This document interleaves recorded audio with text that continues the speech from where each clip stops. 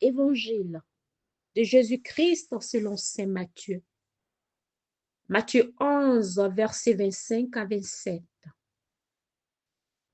En ce temps-là, Jésus prit la parole et dit, Père, Seigneur du ciel et de la terre, je proclame ta louange.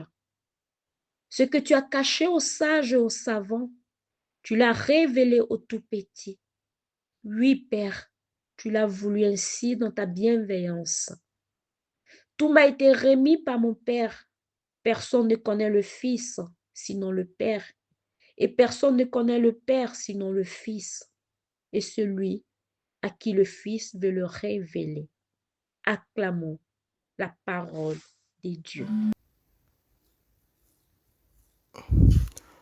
Tout m'a été remis par mon Père.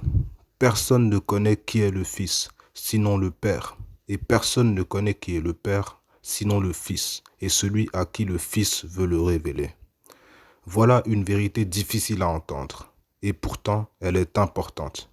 Il n'y a sous le ciel aucun autre nom qui ait été donné parmi les hommes, par lequel nous devions être sauvés. Tout salut passe par Jésus-Christ.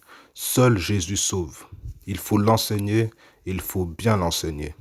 Il faut la dire et la redire à nos enfants, à nos frères et sœurs, à tous ceux que nous aimons. Tout n'est pas pareil, tout ne sauve pas. Tous les chemins ne mènent pas à Dieu.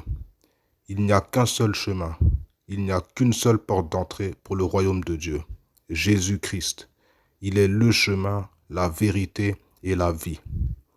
Cela ne veut pas dire qu'il n'y a que les chrétiens qui peuvent être sauvés. D'ailleurs, beaucoup se disent chrétiens, mais ne le sont pas du tout. Être chrétien, c'est accepter le don de la vie que Dieu nous donne, Jésus-Christ. C'est accepter de vivre en enfant, c'est-à-dire de vivre dans la fraternité avec ses autres enfants, les voisins, les frères et sœurs, l'étranger, le mendiant, le malade. Cela, les apôtres, ces pauvres pécheurs et le petit peuple l'avaient compris. Grâce à eux, l'évangile est parvenu jusqu'à nous. Amen.